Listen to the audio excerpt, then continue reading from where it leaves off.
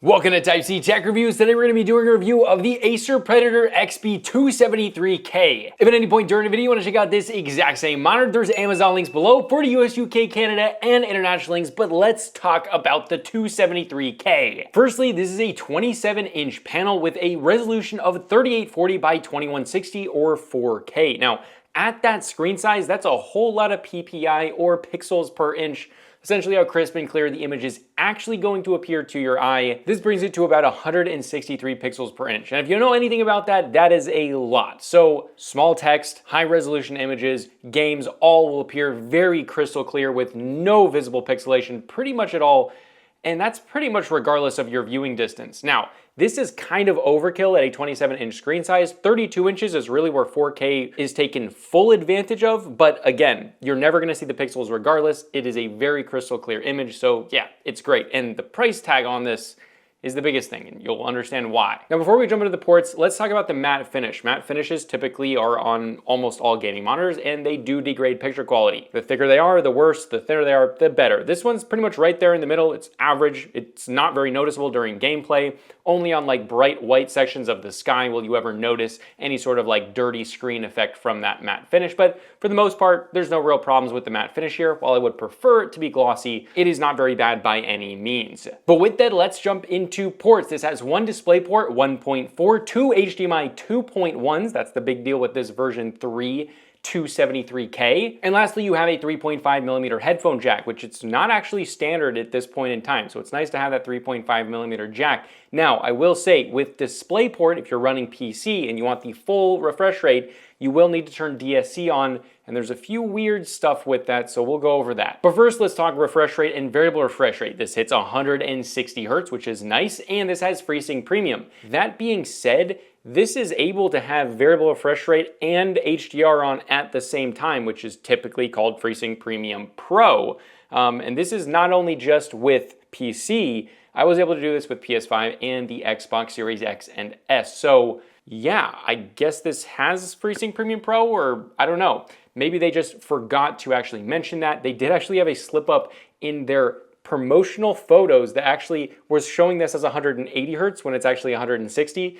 So Acer, maybe you should figure that out. But so yeah, I don't know if this is actually FreeSync Premium Pro, but you are able to have variable refresh rate on with HDR, which is a great thing. All right, but really quick, let's go over console compatibility. If you're a console, you want to play on the PS5, Xbox Series X or S, this is fully compatible at 4K, 120 Hz, variable refresh rate, and HDR on all at the same time. Also the same with the PS5 for 1080p and 1440p. Obviously 1440p and 1080p on the Xbox Series X and S, you're gonna have everything except HDR, but that's not because of the monitor, that's because of Microsoft and Xbox. So yeah, that's great. For the price point, and you want a 4K monitor that can take full advantage of it, this is probably the best, cheapest one you can buy. That's 4K. But let's get into the nitty and gritty. Let's talk about brightness and HDR. Now, this is rated at 400 nits of brightness, and in the most color accurate color profile, we tested this at around 415 nits, which is honestly, for the price, great. Not just that, but the actual more expensive last gen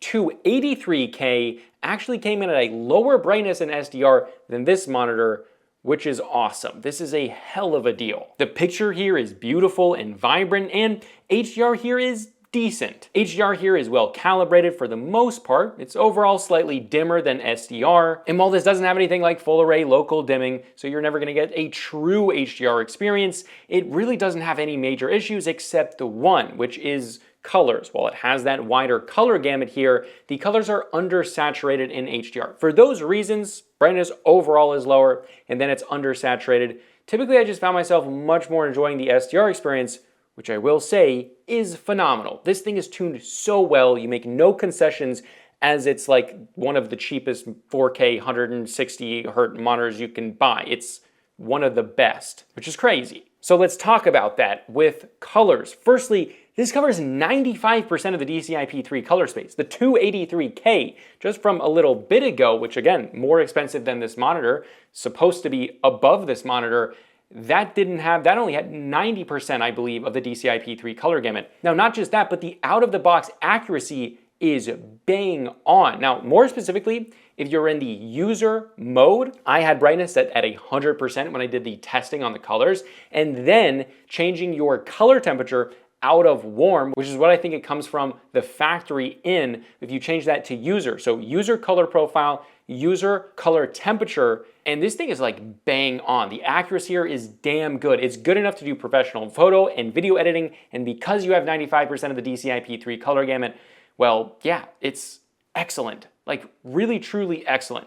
As well as that, you can also output 10 bits of color here, and that's at full resolution and refresh rate, which is 160 Hertz. The only concession you make with that is that you do have to have DSC on. Skin tones here look exactly like they should. Games look vibrant and beautiful without being over or undersaturated, and white tones are exactly what they should be, around that 6500 Kelvin target. Now obviously it's perfect because it's factory calibrated. While every monitor will be different, it seems like their factory calibration is really, really good. All right, now before we talk about the real true gaming performance, let's talk about contrast ratio and backlight bleed. This is only an IPS panel. It'll last forever, it'll never burn in, but it is only 1000:1 contrast ratio. But honestly, for me, that's fine. This monitor is beautiful for what it costs. However, backlight bleed, how is their quality control? Well, mine had just a little bit of backlight bleed in the bottom left corner. So for me, it's not enough for me to actually send it back, as I did buy this monitor personally, but it might be something that you're gonna wanna check when you get yours in, just to see if you need a replacement. But overall, that's not very much. And yes, Acer's quality control probably isn't gonna be on the level of something like Dell or LG, but it definitely was not bad enough to not recommend. And for many people, you might not even care. But with that, let's talk about response time and ghosting and the gaming performance overall. Well, firstly, the response time is great. Not like an OLED, but really, really good. But how does that translate to ghosting? Well, it's almost crystal clear. It's not quite crystal clear, but it's almost crystal clear. Even with faster whips, there is a very, very slight smear, but truly 99% of you will probably not notice this. However, there is some weird stuff going on with the menu system, so let's talk about that. For some reason, with DSC on, or display screen compression on, the two faster response time modes, which are normal and extreme, cause an enormous amount of pixel overshoot or inverse ghosting. That being said, when DSC is on, I notice very little difference, if any, between the off setting, the normal setting, and the extreme setting.